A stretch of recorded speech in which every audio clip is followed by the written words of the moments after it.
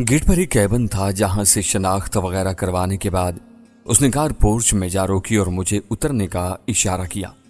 दाखिली दरवाजा पार किया तो सामने एक लंबा सा लाउंज था। पुराने अंदाज के सोफे कुर्सियां वगैरह वैसे ही पड़े हुए थे। सामने ही एक शख्स खड़ा था जो मुसलसल हमारी तरफ देखे जा रहा था। हम दोनों उसके करीब जा पहुंचे तो उसने हमसे हाथ मिलाए और शहबाज की तरफ देखकर बोला, आइए। ये कहते ही वो पलटा और अंदर की जानिब चल दिया। हम उसके पीछे चल दिए। वो अंदर की तरफ बनी सीढ़ियों पर चढ़ा और ऊपरी मंजिल के एक कमरे के सामने ले गया। फिर दरवाजा खोलकर हल्का सा झुका जैसे हमें अंदर जाने का इंदिया दे रहा हो। हम अंदर चले गए। सामने सोफे पर पूजा बैठी हुई थी। वो मुझे देखकर चौंक पड़ी, फिर इस्तरारी अंदाज में उठ खड़ी हुई। राजवीर तुम? उसके मुंह से निकले हुए लफ्ज हैरत, दुख और यासियत में भीगे हुए थे। तभी मैंने कहा, हाँ मैं तुमसे मिलने आया हूं, बैठो। वो बैठ गई तो शहबाज बाहर चला गया। मैं इसके करीब पड़े सोफे पर बैठ गया।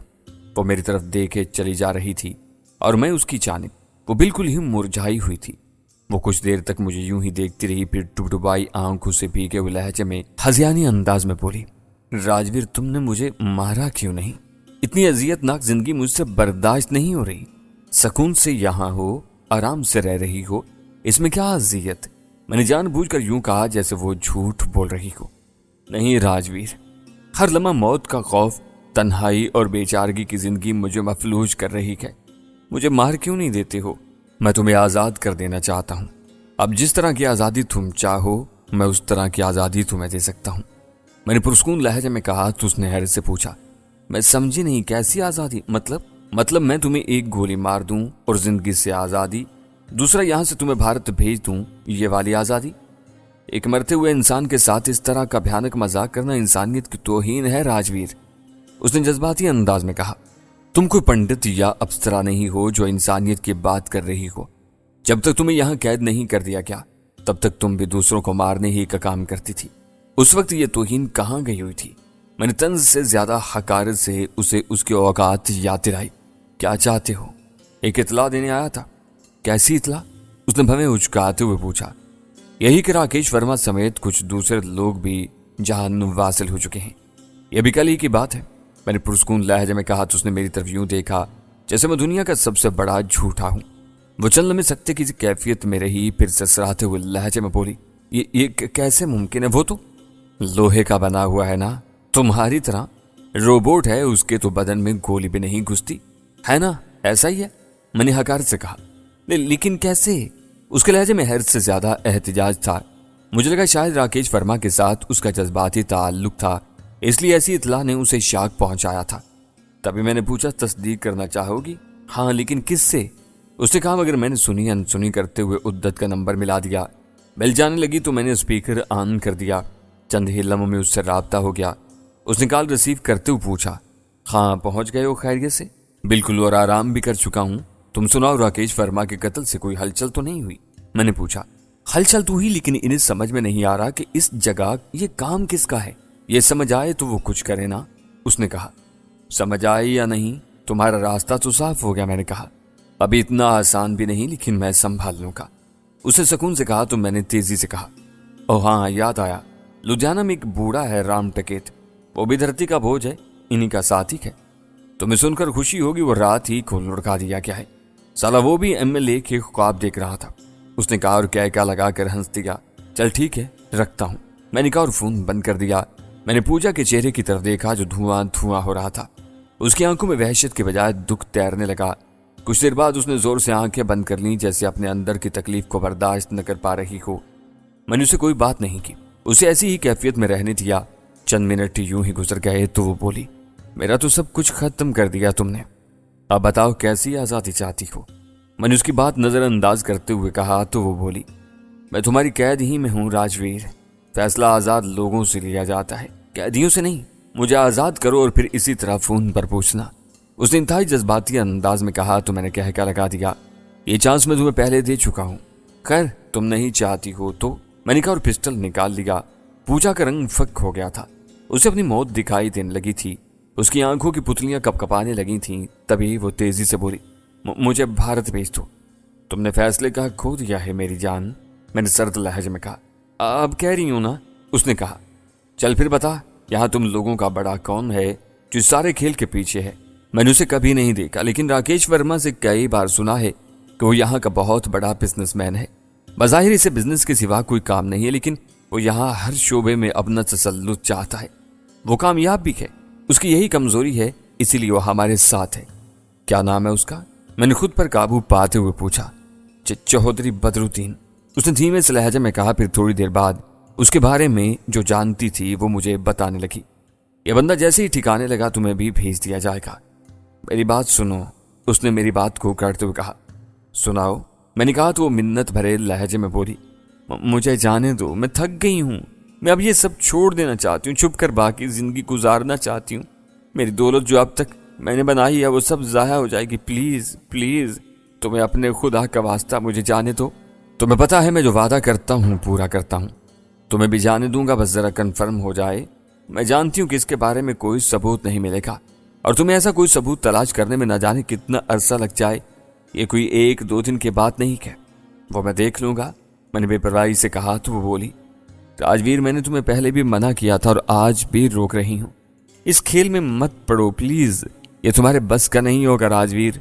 जो लोग मुआशरे की आंखों में धूल झोंक सकते हैं, इनसे मुकाबला नहीं किया जा सकता। मेरी बात मान लो, उसने दर्दमंदी से कहा।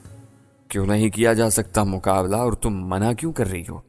मैंने हकार से कहा तो वो चंद लम्हे मेरी तरफ खामोशी से देखती रही, फिर बोली, देखो राजवीर, मैंने कुछ बरस पहले एक ख्वाब देखा था, और वो ख्वाब ये था कि सरहदों से हटकर इन्हें नजरअंदाज करके कैसी खुफिया तंजीम बनाई जाए जिसका तसल्लुत इस पूरे खित्ते पर हो। हम जो चाहें वही हो।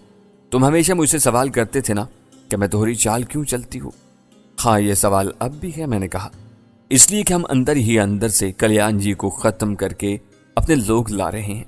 जिस राम टिकैत की बात तुमने की थी ना, ये बहुत अरसे से कल्याण जी के लिए काम करता था, लेकिन अब वो हमारे साथ था। कल्याण जी खुद खत्म हो रही है, इसका पता खुफिया एजेंसी को भी है, लेकिन हम क्या करने जा रहे हैं ये ख्वाब अभी चंद लोगों ही में है। अब राकेश नहीं रहा तो मुझे भी दिलचस्पी नहीं रही, वरना तुम जरूर। मैंने कहना चाहा तो वो मेरी बात काटते हुए बोली, शायद ऐसा ही होता। और तुम क्या समझते हो, तुम जो ये सब कुछ करके आ गए हो, क्या ये इतना आसान था? नहीं, बिल्कुल नहीं। इसमें जरूर हमारे लोगों का हाथ होगा। जिस मियाँ बदरुद्दीन की मैं बात कर रही हूँ, उसे तुम्हारे बारे में सब कुछ मालूम हो चुका होगा। अगर उसे भनक भी पड़ गई ना कि तुम उसके पीछे हो, तो मैं फिर खबरदार कर रही हूँ, बचाओ उससे। पूजा ने दबे दबे जोश से कहा तो मैं धीरे से हंस दिया। वो मुझे ताव दिलाने की कोशिश कर रही थी कि मैं जाऊं और उसे खत्म कर दूं। मैंने सब कुछ सुनकर पिस्टल जेब में डाला और उठते हुए बोला, अब वापस आकर ही बात होगी। मैंने कहा और बाहर जाने के लिए कदम बढ़ा दिए। बाहर शहबाज मौजूद था। हम इस इमारत से निकलते चले गए। मियाँ बदरुद्दीन इसके बारे में सिर्फ शक की इतलात तो है, लेकिन कोई ऐसा सबूत नहीं है, और ना ही कोई ऐसा वाकया जिससे कोई बात आगे बढ़ती। अगर तुम इसे चेक करना चाहते हो तो कर लो, चचा अब्दुल मजीद ने पुरस्कून अंदाज में कहा। इसके लिए तो एक लंबा अरसा दरकार होगा चचा, और फिर इन दिनों तो वो बहुत मोहतात होगा।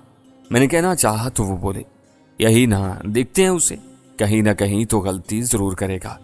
चले, जैसा आप मुनासिब समझे। मैंने सादतमंदी से कहा तो मुझसे इधर उधर की बातें करने लगे। मैं जानता था ऐसा वो इस वक्त करते हैं जब किसी भी मौजू पर बात न करना चाहते हूँ। मैं इनके पास से उठकर शहबाज के पास पहुंच गया।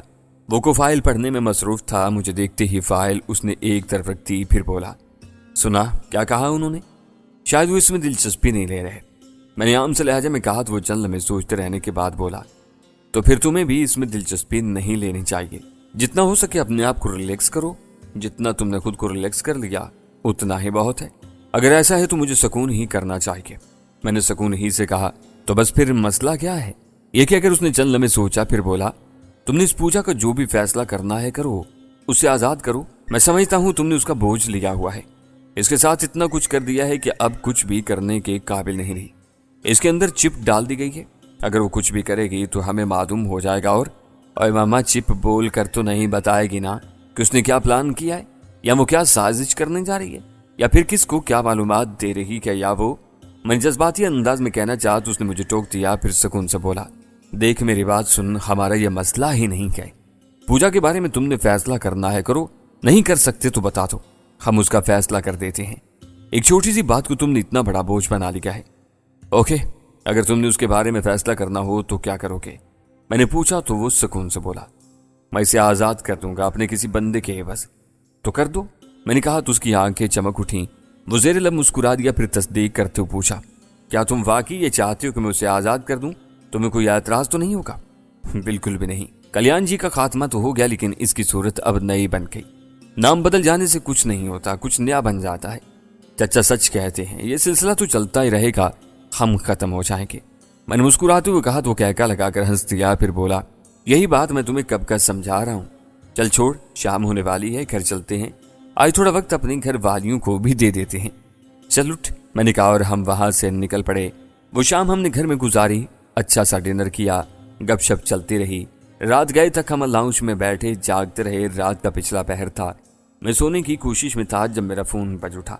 वो शहबाज का फोन था। मैंने सोचा जरा से फासले पर इसका कमरा है, यूं फोन क्यों कर दिया। मैंने उसकी कॉल पिक कर ली। खैर है, मैंने पूछा। वो यार डील हो गई है, उधर से हमारे 2 बंदे लाए जा रहे हैं जिनके एवज हमने पूजा को देना है। हमें अभी निकलना होगा। तुम्हारे साथ चलने को तो मैं चलता हूँ, लेकिन जब डील तुमने की है तो मैं क्यों? मैंने जानबूझ कर कहा, क्योंकि पूजा तुम्हारे बगैर नहीं मानेगी, उसने संजीदगी से कहा।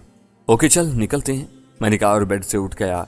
मुझे यकीन था कि सावरी ने सब सुन लिया होगा, क्योंकि वो करवट लेकर फिर से सोती बन गई थी।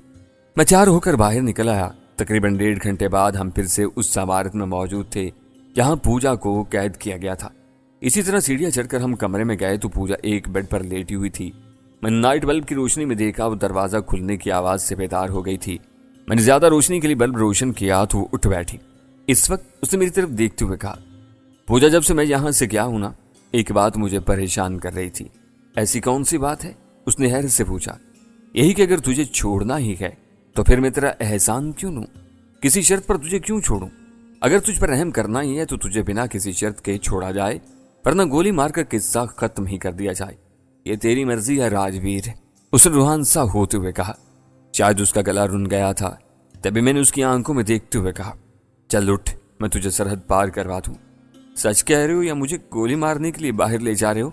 उसने इंतहाई मायूसी भरे लहजे में कहा। मैं सच कह रहा हूं, सरहद पार भेजूंगा तुझे, आगे तू जाने। बस इतना चाहूंगा, मेरे वचन के खिलाफ अब कुछ मत करना। जैसे तूने कहा है कि सुकून की जिंदगी जीना चाहती है तो वैसे ही जी ले। मैंने अपने लहजे में इंतहाई दर्जे की जज्बातियत भरते हुए कहा। इन लम्हात में मुझे समझ आई कि अदाकारी करना कितना मुश्किल फन है। मैं उसकी आंखों में अपनी कही हुई बात का रद्दअमल देखने की कोशिश कर रहा था। वो एकदम से रो दी। तभी मैंने कहा, यह रोने धोने का वक्त नहीं है पूजा, सुबह होने वाली है, इससे पहले हमने पहुंचना है, जल्दी से उठो। मेरे कहने पर वो उठ गई। उसने एक बड़ी सी चादर से खुद को लपेटा और मेरे साथ कमरे से बाहर निकल आई। बाहर शहबाज खड़ा मेरा मुंतजिर था। हम चलते हुए नीचे लाउंज में आ गए। अगरचे रात की तारीकी अभी बाकी थी, लेकिन सामने बाड़ में लगी फ्लडलाइट से दिन का उजाला मालूम हो रहा था। एक खास मकाम तक हम गाड़ी में गए। इससे आगे हम तीनों पैदल चल पड़े। एक बड़ी सी टीकरी तक हमने सफर किया तो वहां पहले से मौजूद एक शख्स बैठा हुआ था जिससे हमारा राब्ता था।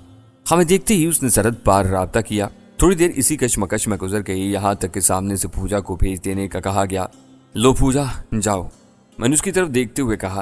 वो मेरे चेहरे पर देखती रही, फिर आगे बढ़कर मुझसे लिपट गई। वो हिचकियों से रोने लगी थी। कुछ देर बाद उसने खुद पर काबू पाया और हिचकियों के साथ बोली, मैं तुम्हें मारने आई थी और तुम मुझे आजाद छोड़ रहे हो। मेरी अगर जिंदगी रही तो इसे याद रखूंगी। ये कहते हुए मुझसे अलग हो गई और फिर उस शख्स के साथ पैदल चल पड़ी। हम वहीं दुबक गए थे। अगले आधे घंटे तक हम वहीं बैठे रहे तो सामने से कुछ साए लहराए। वो 3 अफराद थे। वो हमारे करीब आते गए, यहाँ तक कि वाजे हो गए वो शहबाज की टीम के 2 आदमी थे जो सरहद पार कहीं फंसे हुए थे। मैंने इत्मीनान का सांस लिया। चले पूजा कहीं तो काम आई। मैं अगर उसे मार देता तो उसके एवज ये लोग ना पाते। हम इन्हें लेकर वापस पलट पड़े। लाहौर में दाखिल हुए तो दिन निकल आया था। रेलवे रोड से भरपूर नाश्ता करने के बाद इन लोगों को जाने दिया। वो अपने अपने घरों की जानिब चल पड़े और हम अपने घर की जानिब बढ़ गए। मेरे अगले 2 दिन यूं ही घर में गुजर गए। मैं जागने से ज्यादा सोता रहा था। इस दौरान सावरी खाने बनाती रही और खिलाती रही। शानजे ने उसे बहुत कुछ बनाना सिखा दिया था। शानजे ने अपना सेटअप ऊपरी मंजिल पर बनाया हुआ था, वहीं उसकी असिस्टेंट भी रहती थी। शबाना और फरजाना का ज्यादा वक्त वहीं सीखने में गुजर जाता। एक सकूत था, ऐसा सकूत कि जिससे मैं अक्सर घबरा जाया करता था। वो दूसरे दिन की शाम थी। मैं लान में बैठा हुआ था। सावरी कुछ देर पहले ही मुझे चाय का कप थमा कर गई थी। मैंने उसे मेज पर रख दिया ताकि थोड़ी सी ठंडी हो जाए तो मैं पीऊं। मैं इस वक्त मियां बदरुद्दीन के ख्यालों में खोया हुआ था। मैंने अपने चंद लोगों के जिम्मा लगा दिया था कि अगर कोई भी बात मालूम हो तो मुझे बताई जाए, लेकिन अभी तक किसी ने कोई ऐसी इत्तला नहीं दी थी जिससे मैं किसी भी शक का सिरा पकड़कर आगे बढ़ सकता। मैंने चाय का सिप लिया ही था कि मेरा फोन बज उठा। मैंने कब वापस रखा और फोन उठा लिया। वो कोई अनजान नंबर था। मैंने फोन रिसीव किया तो दूसरी तरफ पूजा की लरजती आवाज सुनाई थी। कैसे हो राजवीर? मैं तो ठीक हूं, तुम सुनाओ, खैरियत से पहुंच गई हो? मैंने जवाब देते हुए उससे पुरस्कून लहजे में पूछा। हाँ, सच पूछो तो सरहद पार से पहले तक मुझे उम्मीद नहीं थी कि मैं खैरियत से पहुंच जाऊंगी, लेकिन बस पहुंच गई। उम्मीद क्यों नहीं थी? तुम्हें मुझ पर शक था? मैंने पूछा। हाँ, मुझे शक नहीं यकीन था। तुम मुझे सरहद पार जाने नहीं दोगे, इससे पहले ही मुझे गोली मार दोगे। मगर राजवीर, तुम्हारा दिल बहुत बड़ा है। तुमने मुझे आने दिया और आज मैं अपने घर में आकर भी पुरस्कून नहीं हूं। पुरस्कून नहीं हो मतलब? मैंने हैरत से पूछा। अच्छा फिर सुनो, ये कहकर उसने तवील सांस ली, फिर कहती चली गई। मुझे यकीन था तुम मुझे मार दोगे, इसलिए मैंने तुमसे एक बड़ा झूठ बोला। मैं तुम्हारा नुकसान चाहती थी। मेरा नुकसान? मैंने चौंकते हुए पूछा। देखो, ये तुम भी जानते हो, दुनिया में अपने हरीफ को ज़हनी शिकस्त देने के लिए पहला हरबा यही होता है कि उसके नजरियात में शक डाल दो। मैंने भी डाला था शक। उसने शिकस्ता लहजे में कहा।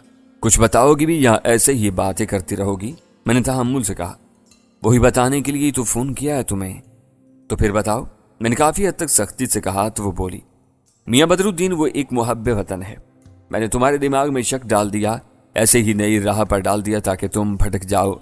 वो मर गया तो मेरे मुल्क का दुश्मन मर गया, वो जिंदा रहा तो तुम मर गए। कोई भी ना मरा तो तुम लोग आपस में लड़ो मरोगे, लेकिन यहाँ आकर मैं बेचैन होगी। तुमने जो मेरे साथ अच्छा सलूक किया है, मैं तुम्हारी एहसान मंद हूँ, इसलिए सोचा तुम्हें सच बता दूं। ऐसा नहीं है पूजा कि मैं उस पर चढ़ दौड़ता और उसे मार देता। जब तक मुझे यकीन नहीं हो जाता कि ये मेरे वतन का दुश्मन है, तब तक मैं उसे कुछ नहीं कहता।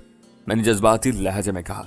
हाँ, ऐसा ही होगा, लेकिन अब जो मैं बताने जा रही हूँ वह हर्फ ब हर्फ सच है। उसने इंतहाई संजीदगी से कहा। ऐसा क्या है? मैंने पूछा।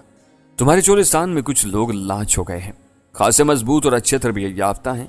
उसने एतमाद से कहा। क्या करने वाले हैं वो? मैंने खुद पर काबू रखते हुए पूछा।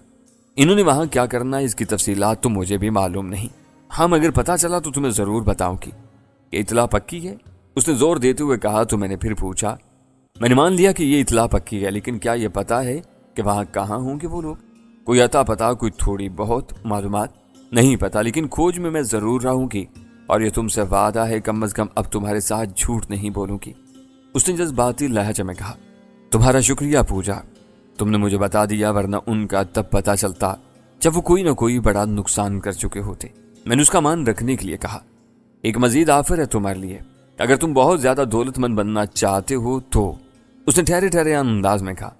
क्या ऑफर है? मैंने पूछा। इस खित्ते में जो नेटवर्क बन रहा है, इसका हिस्सा बन जाओ। यकीन जानो तुम्हारे मुल्क को कोई नुकसान नहीं होगा। इसकी जितनी भी तफसीलात चाहोगे मैं दूंगी। दुनिया के किसी भी मुल्क में मुझे मिल लो। उसने दबे दबे जोश से कहा। तो मैंने हंसते हुए कहा। वो कहती है ना, चोर चोरी से जाए, हेरा फेरी से ना जाए। क्या मतलब? उसने पूछा। यही कि तुमने मुझसे वादा किया था कि वापस जाकर सुकून से अपने घर रहोगी।